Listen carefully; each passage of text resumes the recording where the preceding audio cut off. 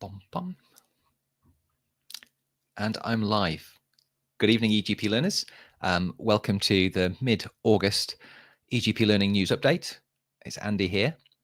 It's that holiday time of the year, so I've been away for a few weeks. Gandhi's away today, but we're just keeping you alive and warm and informed with a fairly brief mid-August update on the happenings in general practice.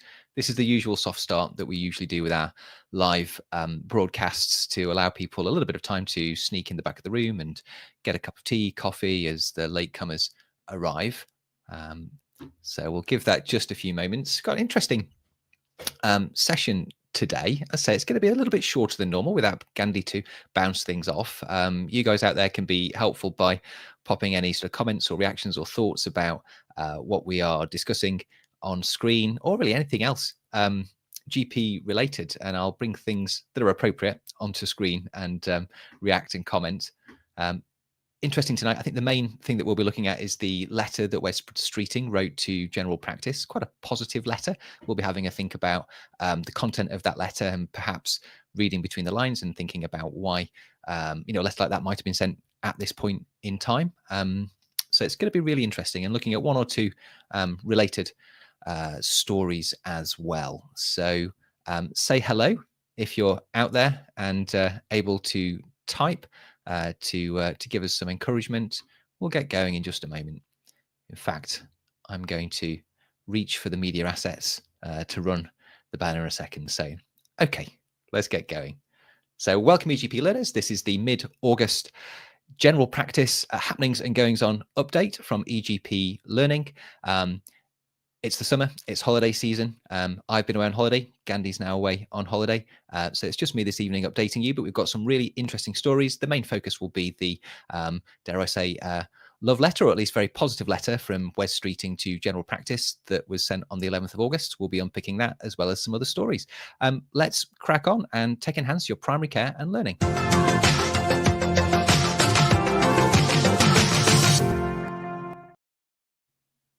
So welcome everybody, and do say hello if you're, and let us know where you're joining us from in the chat. We'll bring relevant comments onto the screen. So say for, probably saying this for the third time tonight, this is the mid-August update. It's that quiet part of the year when people go away on holiday. I've been away on holiday. Gandhi's taken a break this week as well. So I'm giving you this brief update, but we have had some interesting stuff come through this week, in particular that letter from Wes Streeting, the open letter to general practice. So we'll spend some time unpicking that, as well as a few other related stories. We'll also let you know of some opportunities you have coming up in the next few months to get involved in some education and learning organized with EGP Learning and some partners out there. We'll be talking about the GP conference 5TX. The X stands for 10. It's the 10th time it's happened, which will be an online conference on a Saturday morning in September. It's September the 20th. So you can join us for that. And there's also a in-person digital transformation summit in partnership with Modality Partners, which will take place on Tuesday, the 9th of September in Birmingham as well. So we'll have some details about how you can get involved with those later on. So let's start to talk about some of the stories that have caught our attention over the past week or so. Ooh, can't quite see the headline for me there, but this is a story. So we're going to start. This is our lowest point for today because it's the summer holiday. So we're going to try and keep things a little bit lighter today. So the lowest point here potentially is a story relating to the to the GP or unemployment crisis that we've been hearing a lot about over the past few months and probably over a year, actually. Lots of GP training places were created, lots of new GPs brought online through those places, but actually the underlying funding required to employ those GPs in practice was not made available. There wasn't really a plan for that. The government have improved the situation somewhat by allowing ARS PCN funding to be used to employ GPs, but the criteria for that are quite narrow. They need to be within 2 years of qualification, and the kind of funding available and the available payment for those GPs is restricted as well.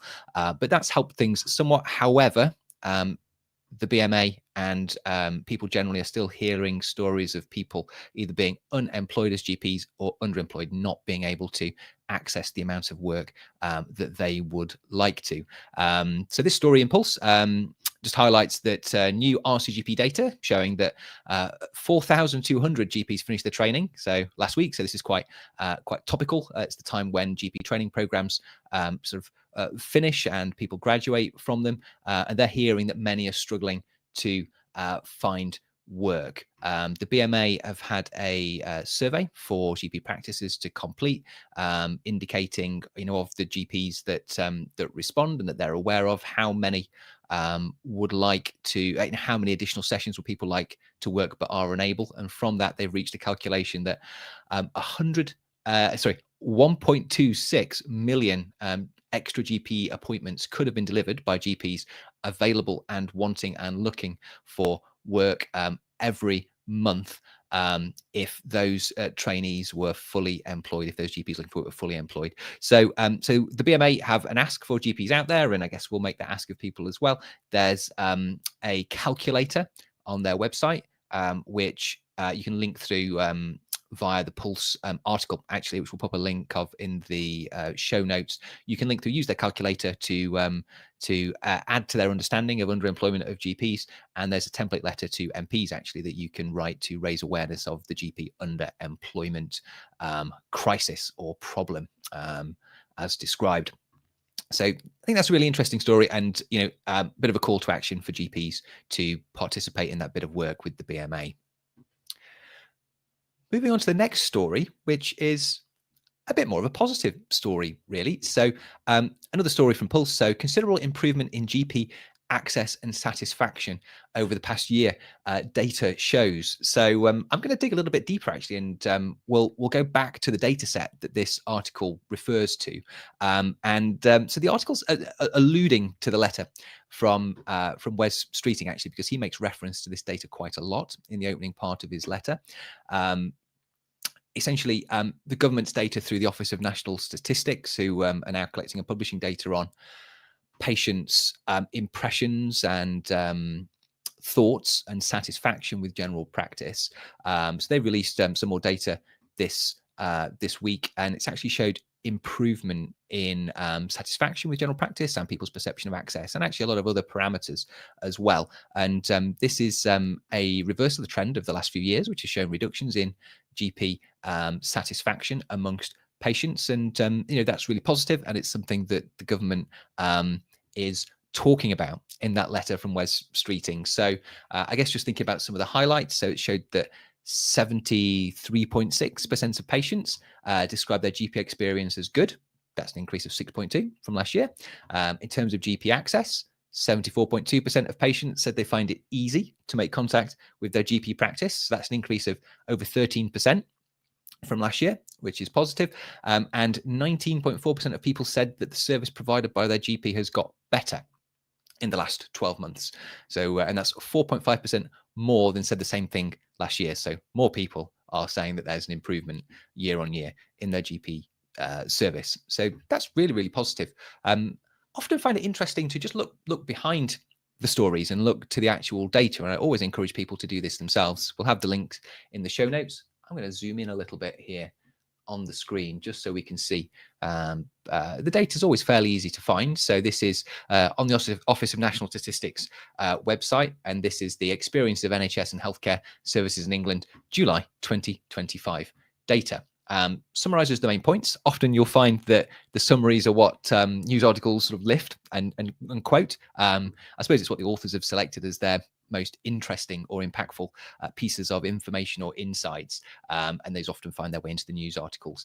It's an interesting set of statistics, actually, and there is some good graphs, and I'd encourage people to go in and have a look, and you can select your ICB and see how your ICB is doing relative to all the other ICBs and the national average on a number of the key questions. So let's just do this one for my ICB in Nottingham and Nottinghamshire.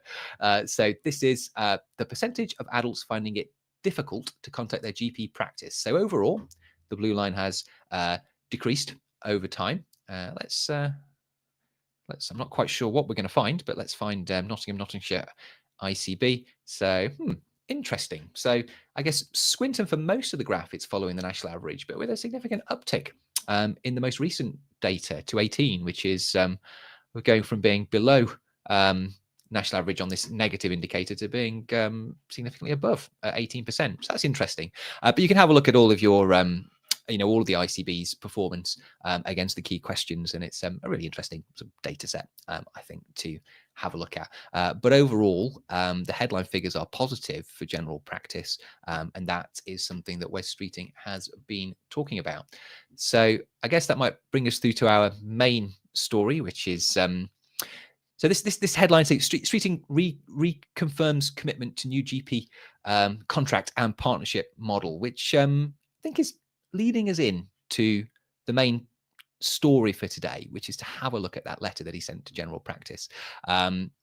This article does a good job towards the end, after reflecting on the contents of the letter, to talk about the context within which the letter was sent, and why we might have been receiving this letter at this point in time. Because if you remember back to the 10-year plan, and I remember Gandhi and I drew some similar conclusions to others out there, that there was the potential for some of the content or lack of content in the 10-year plan to potentially be worrying to GPs, or GPs with interested in the traditional model of general practice, which has delivered results over many years for patients.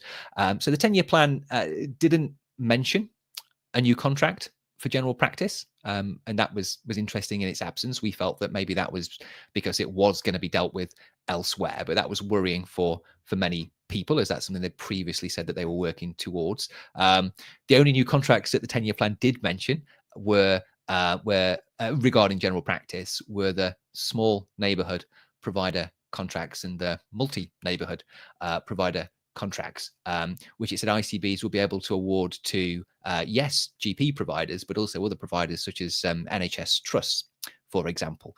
And it also said that they would have a role in, particularly the multi-neighborhood providers, in supporting and potentially even taking on GP work where GPs were not able to do that adequately. So that was worrisome for GPs.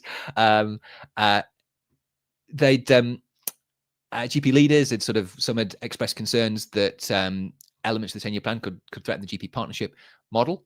There was a mention of the GP partnership model, but mentioned alongside other models, and that it was supported, where it was appropriate and where it worked. But then other models would be provided as well. Some GPs maybe saw the plan as a threat and to themselves, and actually worried that they might not have an intention of delivering wholesale new practice-based contract as requested by the GPC. And so that resulted in some negative feedback from general practice about the 10-year plan. And the GPC, the BMA, also listed some demands for the government that they wanted met to avoid further GP collective action. So that was the context after the 10-year plan. So let's bring up Wes's letter, and this is what it looks like. You can download a copy, find it easily on NHS England website, or available on all sorts of social media platforms and WhatsApp groups. So I won't read the letter, but I think I'll just try and paraphrase really as we go through. Let's remove AI assist. We don't need that anymore. So actually, the letter in tone is really quite positive about general practice.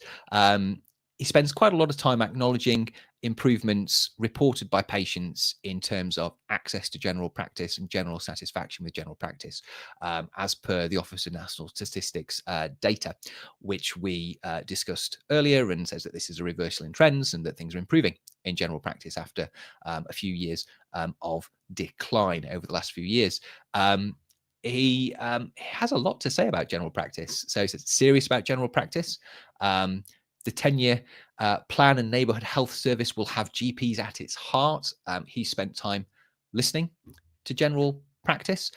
He does acknowledge the uplift to GP core funding earlier in the year. So that was the 7.2% increase to core funding, that 4% increase for GP staff will be also honoured in addition to that, and that there was a 4% increase in ARRS staff funding as well. Says committed to the partnership model. Again, they do keep saying that. Committed to delivering a new substantive GP contract this Parliament. So for people wondering about how this might inform timescales, this Parliament runs through to July 2029. So that's quite a long runway, potentially, for a new contract. But they do commit to a new substantive GP contract. They're saying that they want to retain and reform practice-based general medical service contract by working with GPC England to develop the solution. So that's probably an answer to GPC's demands of them. He talks about working on a new contract that will improve access, bring back the family doctor. We hear that phrase quite a lot. Many of us have not gone anywhere and are still around. Improve continuity of care as well. So those are the three sort of priorities that they say for the new contract.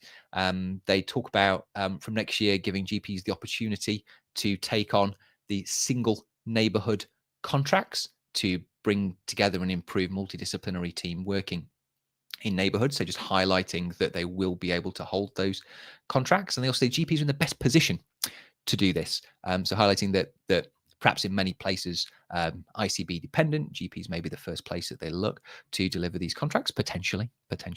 I say GPs will be the cornerstone of the neighbourhood health service, and GPs will play a key role in providing the clinical leadership of INTs and new neighbourhood contracts, and in integrated health organisations. So I think GP leaders perhaps wondering what challenges and opportunities might be coming up next are being told that there will be things for them to do and apply their skills to.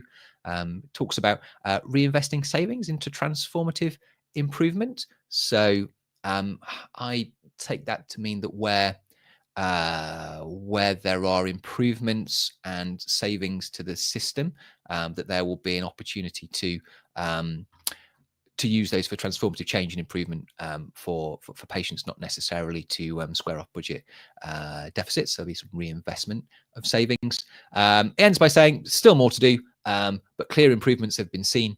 And he commends the work of GPs and their teams to get the NHS back on its feet. So quite positive in its tone and content. And I think that there's an attempt there to head off some of the negative noise and criticisms that were leveled at the approach to general practice in the 10-year plan and answer some of those critics. Sometimes it's interesting to look at how often things are mentioned in these documents, to get an idea of which organizations or frameworks or models of delivery are sort of coming in and out of fashion going forwards. So let's make this slightly bigger. So, oh, that's appeared on the wrong screen. I think we'll just look at it like this. So this is the number of mentions of certain phrases, including related phrases, in the letter. So it's interesting to see what is mentioned a lot and what is not mentioned very much. So, so at the top, not surprisingly, we have a neighbourhood with 5 mentions. Access is still a priority in these Department of Health government communications. 3 mentions. Integrated or words directly related to integrated, like integration. There's 2 mentions of those. GPC, the general practice negotiating part of the BMA, our trade union, is mentioned twice in there. Continuity is mentioned twice as well.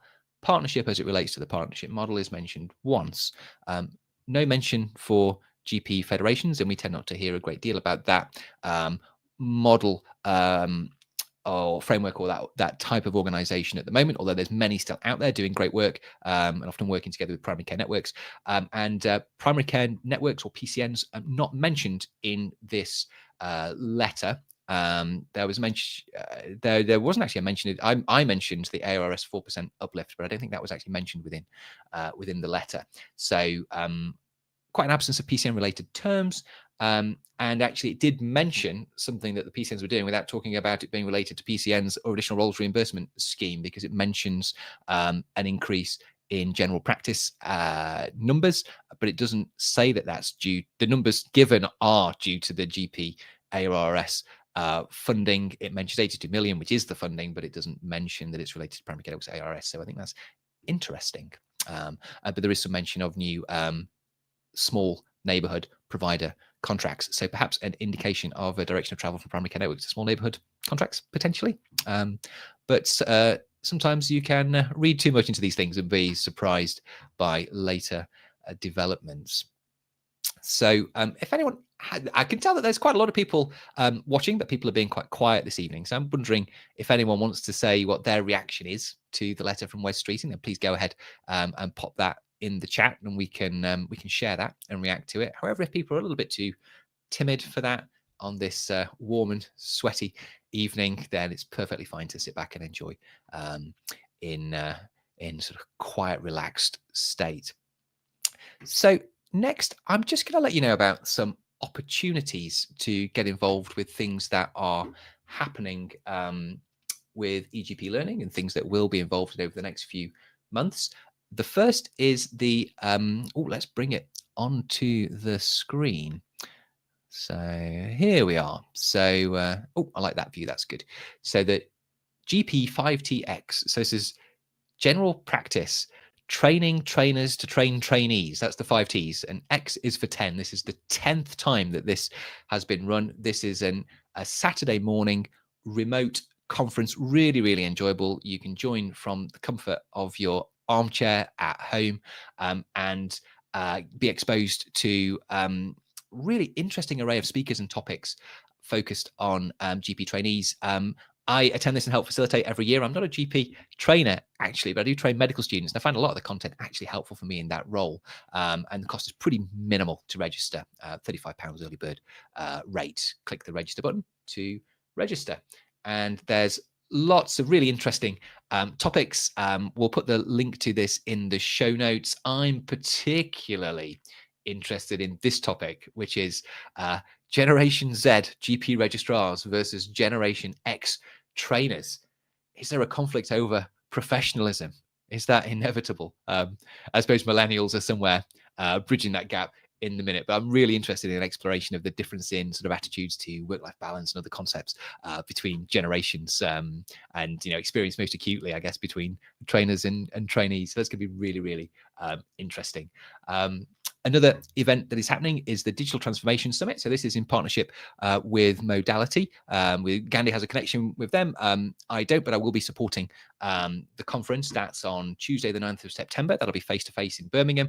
It says buy tickets here, but if you click through, tickets are actually free. So fantastic. So do come along and join us there if you are at all interested in digital or transformation or want to come along for a summit. We'll put the links to this in the show notes.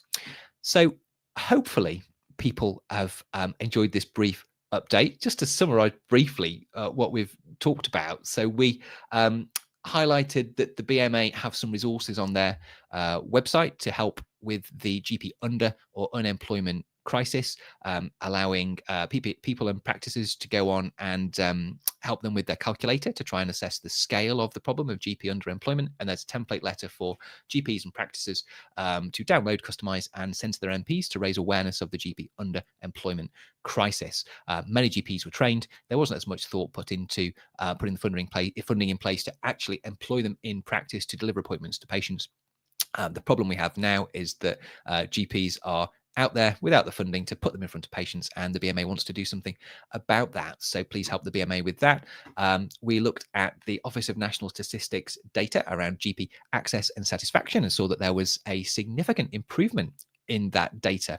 So that's a positive story for general practice. And we had a look at the data itself and the tools that you can use to compare your ICB with the averages and other ICBs across the country. I think if you dig deeper into the data, you can actually cut it, even finer than that, down to PCNs and practice level, and the data is available on the website. We then talked about how that information formed a large part of the first part of Wes Streeting's letter to general practice, published on the 11th of August, where GPs are acknowledged and praised for the improvement in those statistics and improvements made in delivery of care over the last year, and the reversal of trend of a few years of downward ticking of satisfaction. Whereas appears to seek to address some of the criticisms or absences of statements about general practice and intent to general practice in the 10-year plan by providing details about how the partnership model is still supported, that GPs are well placed to take on small neighborhood provider contracts, that GPs are valued, that there is a place for GP leadership in the future, that the Cahill formula will be looked at, that there will be a new substantive contract negotiated with the together with the GPC within this parliament. That ends 2029, so the timeline might be a bit longer than we hoped, but hopefully delivered much sooner than that. And we talked a little bit about the the intentions of the letter and why it may have been written now. And finally, we talked about the opportunities you have to get involved in GP5TX, the trainers online conference on Saturday, the 20th of September, and the Digital Transformation Summit in partnership with Modality, which is a free face-to-face conference in Birmingham on Tuesday, the 9th of September. So thank you, everybody. I can see that there was a decent number of people joining me for today. Hopefully you enjoyed the exploration of those stories and Wes Streeting's letter.